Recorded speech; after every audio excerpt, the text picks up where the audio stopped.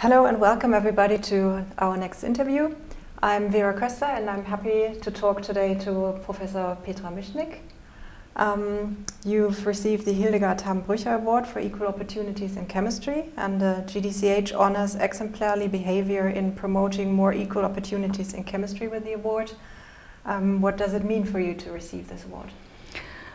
First, of course, I feel honored. I'm surprised, and I would like to thank the Commission for Equal Opportunities and the board members of the GDCH for their decision.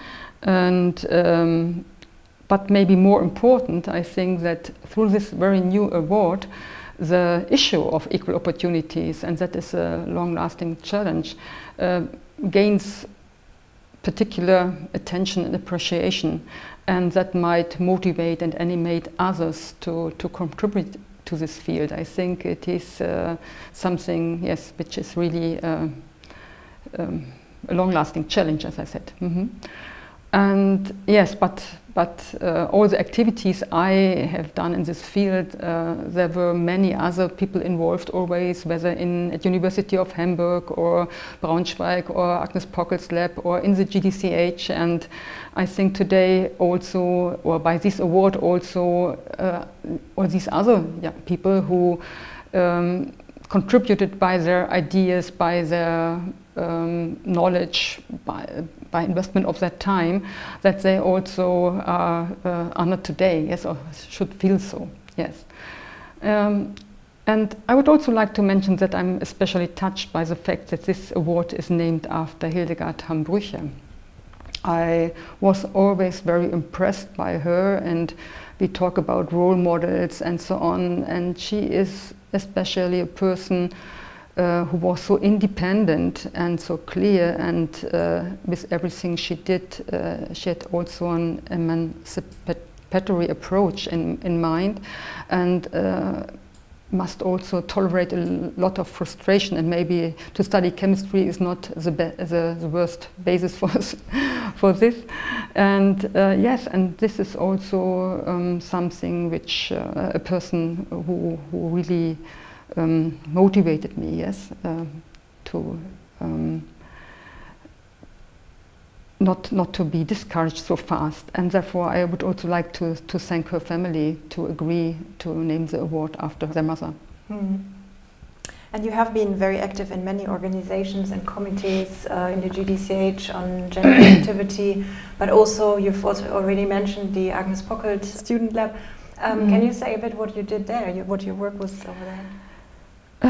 Yes, maybe on one side I think I was also intrinsically motivated from the beginning when I would tell why I was motivated for this work. So already as a child I realized that it seems the more interesting things seem to be for boys and men, and while girls and women were more restricted and had to do all the boring stuff and had less degrees of freedom, and I thought that is not okay. And when I was about 10 years old, in the 5th or 6th grade, the boys in our class, they got carpentry, and while we girls were trained in textile work, and me and some other girls, we were also keen on working with tools and with wood and so on, and therefore I went so often to our teacher and to the director until they at least agreed that the free spots were filled with girls. That was at least a partial success at that time. And yes, and the Agnes Pockel Student Lab, that is indeed an offspring of my work in this AKCC, as a group for equal opportunities in the GDCH, which was founded in 2000. At that time we decided that we should start also with, we had a group dealing with chemistry in schools. We wanted to support the schools, and we wanted to address already young children and to interest them in chemistry. And since they are so open-minded and so eager to experiment, and we don't want to wait until they follow such stereotypes in puberty that they are no longer attracted by natural science. And at that time, chemistry started very late at school. Yes, and therefore in the beginning we had mainly children from primary schools and from kindergarten, and later we extended our offer for all ages and schools. And a special aspect is in our concept that since 2007 we offer weekly workshops for children. That means they do not only come once with their class, but they can come regularly every week, and not only for a certain period but over many years. So it's like in sports clubs that they can continue in advanced groups if they want, and finally work on own projects and take part in competitions. And we started these groups, these workshops with children of the 4th grade, so 10 years old, about this. And there is another argument for this early beginning, to start early. We also wanted to reach them all, yes, before they are separated in different schools, since I think the social background is one of the today has the strongest impact on the career, as we know that there's a relation to the educational level of the families and so on, and that the children should have the chance to know this, and maybe if they like chemistry to work there permanently, and maybe that we can also a little bit level this impact. Yes, and what we do there is that we try to teach basic chemistry, solution of salts, or detection of compounds, or separation techniques, very fundamental things, and the issues are more related to everyday chemistry, food, cosmetics, forensic is always very popular, and so on. And in the last years we more and more worked on topics like in the field of sustainability, energy transformation, catalysis, and recently climate change, recycling, such things. Yes, that is what we do there, yes. And do the students then get to know each other, so they are in small groups? Yes, they are in groups of 20 each in the beginning, of course, and it becomes a little bit less. And I also made sure that there are 50% of the spots are for girls, or at least 50%. So we also hoped by this continuous work that we can, that we don't lose them during puberty, yes. And yes, and we start with 2 groups, and then the next group is only 1 group, the advanced group. So, of course, after 1 year, there are not so many who continue, but at least it differs, yes, from year to year. And who's teaching them? We have a number of, yes, I think nearly all have a PhD, women who also have studied chemistry or biochemistry or something related and made their PhD, and then they had a family and raised their children and started and stopped with interrupted their occupational career, and then they asked to work in the lab. So I never had to look for persons working there, so I had always about 10 women of this type who very dedicated and well organized worked in this field and had the knowledge and the background, and of course, and then we have one teacher, one chemistry teacher who supports in the didactic field, so that we also learn how to offer these things. And you've studied chemistry and you became a professor in chemistry at a time where there was nearly no women there. Can you say something about your experiences and what motivated you to go on? Yes, I think indeed I was together with another colleague. We were the first 2 female professors in food chemistry in 1998. Yes, it's incredible, since food chemistry is a topic where from the beginning a relative large portion of women were involved.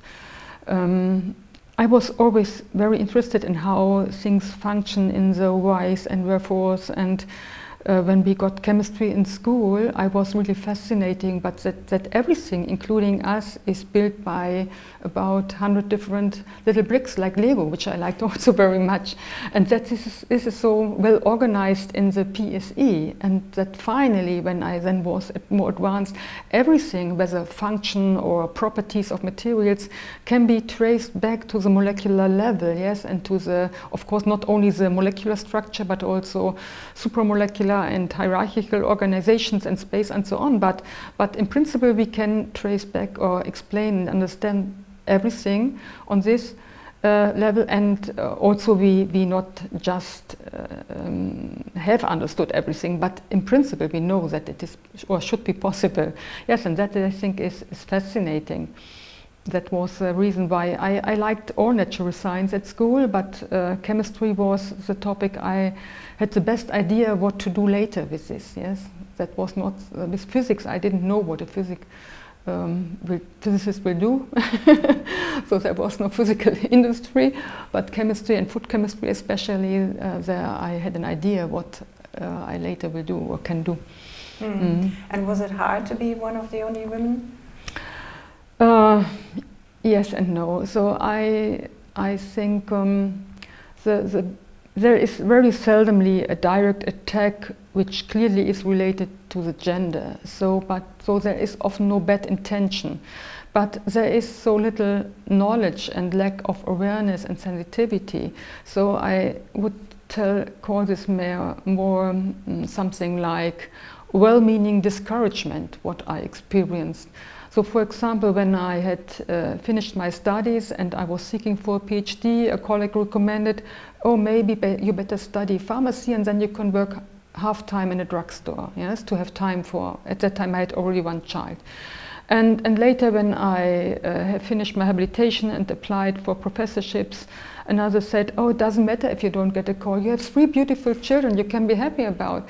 And that was not, yes, that was really well meant, but it was, in my opinion, who would ask this a man, yes, or give such recommendation? And I could continue with several such things.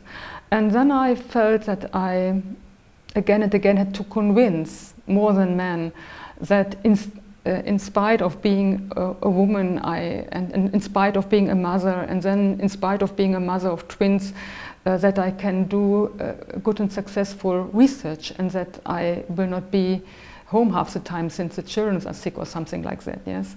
So I made a lot of experience, not only related to me, but also when I were in a commission and they talked about other applicants for a professorship, yes. How can she run an institute? She has a child. What about her when the child is sick?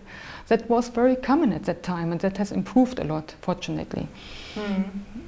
But very brave of you to go through all of this, because I think this is still a question for many today. How can you combine family and your work? Yes, I have been involved in fem mentoring programs, and so that means for a year I had discussions with a young, in one case a PhD student, in another case it's already an advanced young scientist, and who want to find out what career they will plan and what are their own goals and so on. And then of course, especially for the women, the question of compatibility of raising a family and making a scientific career, that always comes into discussion. It's always an issue for them, and that is still a sticking point. We have so many progress, and there is daycare from university side today, and it's more accepted that professors have children and so on. It has improved a lot, but it's still very hard. And therefore, but I would never say, oh, decide. I think everything, both should be possible. Yeah? That and one can dare. It's always hard to have small children. Yeah, and maybe we have to work a lot on our own mindset. Today we talk a lot about equal opportunities and diversity, and is that a good approach, that things are really changing? Are we on a good way, or are we maybe in a bubble that it's just some people talking about this and not everybody, in your opinion? I think it's the best to look back a little bit, a longer period, and so when we go back about 20 years, when these working group for equal opportunities in chemistry started, for example, in the GDCH, which now does no longer exist, but that does also mean something, and now today we have this Commission of Equal Opportunities. And then you see, of course, a big difference in the progress. And when you go 100 years back, then you see a much bigger progress. So my feeling is that, yes, we are on a good way. But there are fundamental challenges, as we have just talked about, to combine a family and make a scientific career. That is always a challenge, yes? And we need more. Maybe that we don't make so much pressure on the young people. They should do everything at the same time. And we have these impact factors and everything is measured today. That is not a progress. That has been better before, I think. There was not so much pressure and negotiations, what you will already in advance, that you say how so many papers I will write and so much money I will get as funding, and so I think that is even not serious and shouldn't survive in science. So, and I think there are today many people who criticize this already, and I hope that we get more, yes, in German Gelassenheit, that it can take a little bit more time. And there are examples where people started relatively late and nevertheless became very successful scientists, yes. Must not everything happen in the first 10, 15 years of a career. So would that be an advice from your side to young people who would like to pursue a career in scientific career? To take it a bit more relaxed? Or? Yes, that's a good advice, and then there's a reality, yes. But maybe one can, I really would recommend to participate in such mentoring programs. That is not only to have the chance to foreshadowing or discussing, learning from a senior person who has already made a lot of experience. Since I always say, okay, I'm another generation, things change. It's not that we can translate everything one-to-one in your situation. But they also get professional training and coaching and so on. And what I have always also been ombudsperson at our university for more than 10 years, and came in contact with young scientists, yeah, where their embarking on a scientific career was finally a dead end, yes. And what I can recommend from this experience to reflect things, and when the goal is an academic career, to look really for the necessary and suitable steps and to clarify things. Usually one is in the beginning very early, not simply to work and to hope that this is appreciated and one will be supported. And since one must distinguish between one's own interests and those of other persons who might make attractive offers, yes, since a promising young scientist is also attractive for other purposes or for other goals.